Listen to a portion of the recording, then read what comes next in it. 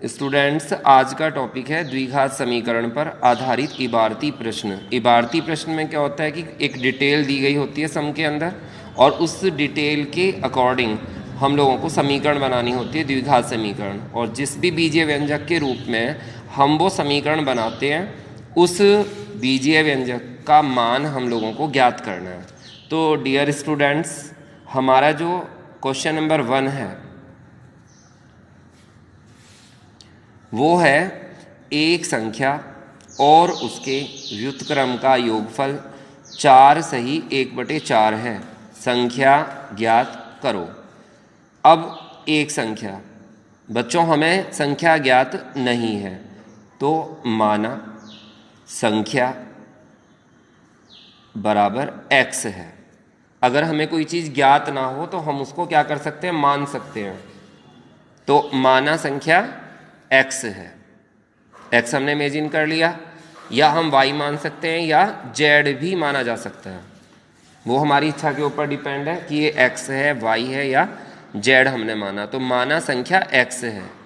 Second बात इसमें आई संख्या और उसके व्युत्क्रम। व्युत्क्रम का मीनिंग होता है ऑपोजिट। व्युत्क्रम का अर्थ है ऑपोजिट। ऑपोजिट का मतलब है अगर वो x है तो व्युत्क्रम हुआ 1/x, अगर वो y है तो व्युत्क्रम हुआ 1/y, अगर वो z है तो व्युत्क्रम हुआ 1/z। ठीक है। अब वो कहता है कि एक संख्या और उसके व्युत्क्रम का योगफल 4 से 1/4 है। ये संख्या हुई हमारी। तो प्रश्नानुसार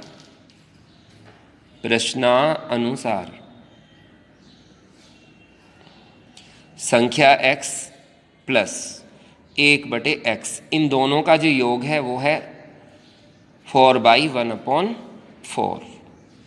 अब हम x के नीचे 1 लगाएंगे। इन दोनों का जो एलसीएम है वो x आया। अब हम क्रॉस मल्टीप्लाई करेंगे, इस x की जो मल्टीप्लाई है वो इस x के साथ करेंगे, तो x गुणा x प्लस 1 की मल्टीप्लाई इसके साथ जाएगी, 1 × 1 इक्वल 4 4 जा 16 प्लस 1/4। x की x में अगर हम मल्टीप्लाई करते तो x² प्लस 1 1 जा 1/x इक्वल 17/4। 4 की क्रॉस मल्टीप्लाई करो x² प्लस 1 के साथ, और 17 की x में मल्टीप्लाई करो। तो स्टूडेंट 4x² के साथ मल्टीप्लाई होने के बाद 4x² प्लस 4 इक्वल 17x। अब ये जो 17x है उसको हम 4x² minus 17x plus 4 equal 0 इस रूप में लिखते हैं। हमारा ये जो राइट साइड का 17x था वो हमारा लेफ्ट साइड में जाके माइनस का हो जाता है, क्योंकि वो उधर प्लस का था।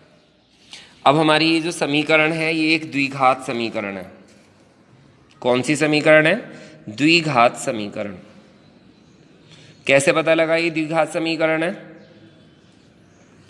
अगर हम इसकी तुलना ax² plus bx plus c से करें तो ये और ये दोनों रूपांतरित हैं। अब हम इस द्विघात समीकरण को हल करते हैं। तो हल करने का तरीका ये है कि जो x की घात 2 का गुणांक है वो है 4, c की वैल्यू है 4, तो हम 4 × 4 16 आता है। 4 और 4 की जो मल्टीप्लाई है वो 16 आती है।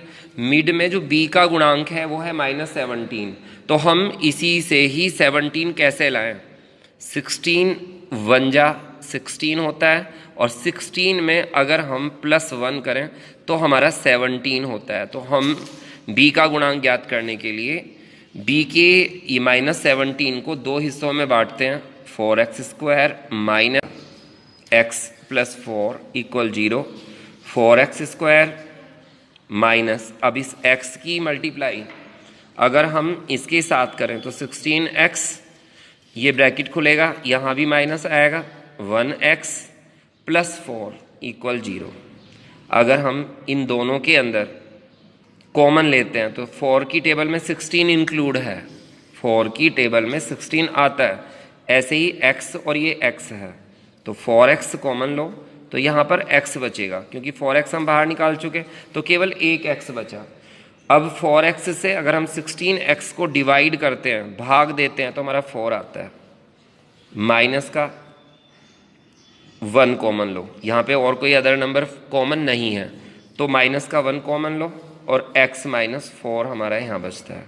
अब अगर हम ध्यान से देखें तो ब्रैकेट के अंदर वाली जो न्यूमेरल है वो सेम है, तो एक बार हम यहाँ पे लिखेंगे x -4 और एक बार रखेंगे 4x -1।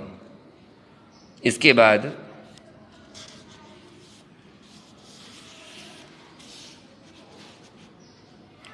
x -4 इक्वल 0, बीच में हम इस तरह से डिवाइडेशन देंगे, 4x -1 इक्वल 0, x -4 इक्वल 0, तो x इक्वल ये 4 इधर चला जाएगा, तो हमारा ये आ जाएगा प्लस का 4, और 4x -1 इक्वल 0, तो 4x इक्वल ये माइनस का 1 हमारा राइट साइड गया, तो प्लस का 1, x इक्वल 1/4।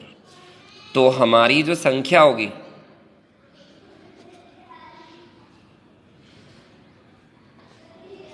वो 4 भी हो सकती है और 1/4 भी हो सकती है। तो इस तरह से बच्चों हमारी ये जो सम है वो सॉल्व हो जाती है। इसके बाद